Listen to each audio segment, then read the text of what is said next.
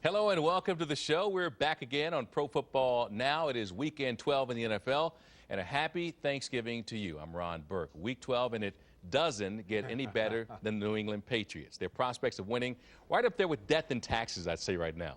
Let me hurry up and bring in the brains of this operation. We have three of them. With me in Philadelphia is Brian Baldinger. In our nation's capital, the Dr. Doc Walker. And from Dallas, Tim Brown comes to us courtesy of Bodog Football. Guys, happy Thanksgiving week, and every day is a holiday for the Patriots, 10-0 with a bullet, and this is amazing. Favored by as many as 23.5 points as I speak over the Eagles Sunday night. So, Baldy, I begin by asking you, is this too much credit for the Patriots, and does it matter who they play these days? I don't think it's too much credit because I think they've earned what they've gotten so far. I think it does, like Brian Dawkins just said, give everybody more fuel. They're scoring at a rate right now, Ron, that we've never seen before. On 47% of their offensive possessions, they've scored touchdowns. That's not counting returns for touchdowns or field goals or anything. Just 47% of their possessions, touchdowns result. So when you can score like that, I mean, you can have a 23-point favor in that kind of a competition. Well, of course, it's Thanksgiving week, but the Patriots are treating everybody like it's still Halloween. I mean, this is what they have done is rock solid scary. They're now 10-0. The margin of victory is incredible.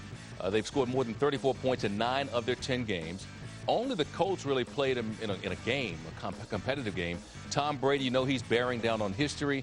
He's yet to throw fewer than 3 touchdowns in a game, yada, yada, yada. They're averaging 41 points a game. And so, Doc Walker, I ask you, does it matter who the opponent is now when the Patriots are on the field?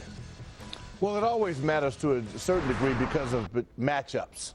And if they run into a team that, you know, has a secondary that can hold up, it depends on schemes. Can you pressure the quarterback?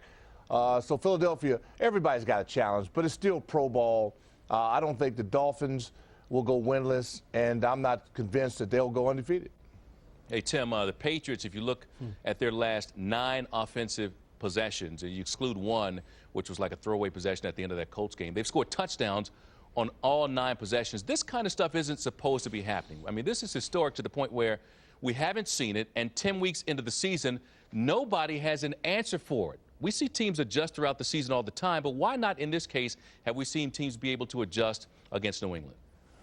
Well, I think you quite simply just have too many weapons. You know, when you have one receiver, that's one thing, but, you know, Dante Stallworth and Wes Welker, I mean, these are not guys you can just, you know, snub your nose up at. These are guys who, in their own right, can make plays happen on the football field. So, you know, I think it's absolutely uncanny what I'm watching. You know, I mean, the Patriots get up by 40 points, but you still want to see their next drive. You want to see what are they going to do on their next drive, because it's just incredible that they're picking people apart. And, you know, what I've been saying is, you know, what I'm amazed about is it looks like Brady is so much more into the games now. Every time he throws the ball, it seems as if he's never throwing into double coverage. He's always throwing to the guy who is not just open, but he's wide open. So I've just been blown away by this guy's ability to find the perfect guy every time. Well, Tim, let's listen to what Tom Brady has to say about that finely tuned, well-running Patriots offense. Here's the Pats QB. Coach says he puts us out there to score every time we touch it, so that's what we're trying to do, and I think that's the job description for every offense in the NFL. You score. He's not putting you out there to punt. I know that. And or to go 3 and out. He puts you out there to go out there and run your best plays and try to execute as well as you can. I hadn't noticed, Baldy. Do the Patriots even have a punter? Nobody knows his name. Nobody knows his name. You know, John Madden said this last Sunday night, that he thought that Tom Brady right now was the best that we've ever seen. And I believe that, because now, he's like any other quarterback. When you hit him and you pressure him and you make a move, he can make bad throws.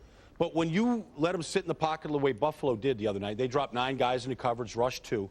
The clock in his head just went, you know, it just got disconnected because he knew he was going to have the time. He can literally put the ball wherever he wants to put it right now. He throws these out routes on a goal line to Wes Welker. And to any other quarterback, they might not pull the trigger for fear that if they don't put it in the right place, it goes 100 yards the other way. Right now, Brady has the confidence and the accuracy to put it exactly where he wants to put it, and that's as good as we've seen. On the flip side, the Eagles have issues at quarterback as they go into Foxborough come Sunday night. These two teams, you'll remember, met in the Super Bowl 39, just almost 3 years ago now. Since then, Donovan McNabb has really been less than ordinary. His record since then as a starter, 14-15, and he goes into this weekend with injury issues to a wheel and a paw. He has the ankle sprain. He has the injured thumb, missed practice this week. Don't know if he's going to play.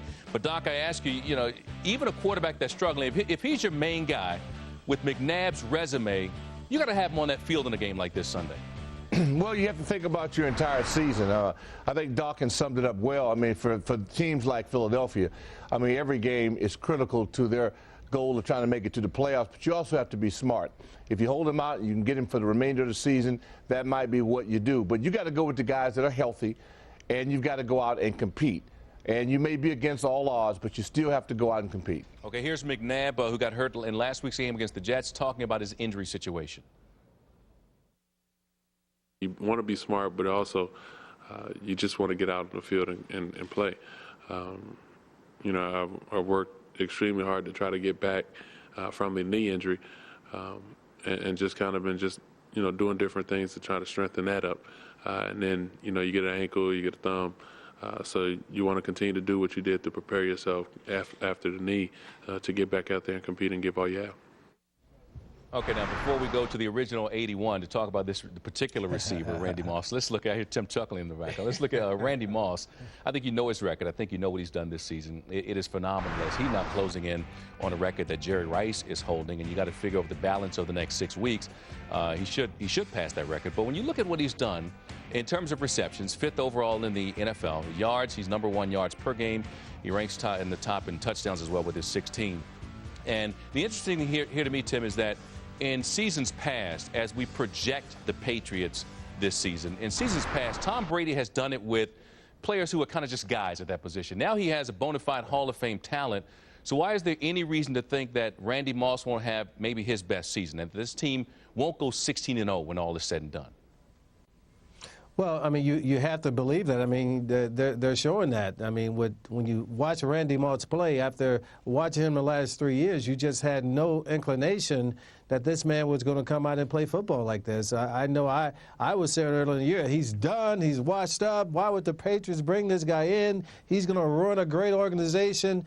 And after 3 or 4 weeks, I was trying to, reel those words back in. So, Randy has proven that, unfortunately, he, in a situation like with the Raiders, he's not going to make that situation better. He's only going to make it worse. But when he's in a good situation, he's going to make it better. And that's what he's doing right now for New England. Well, he has ruined organizations, all the ones that have played against the Patriots so far this season. Right.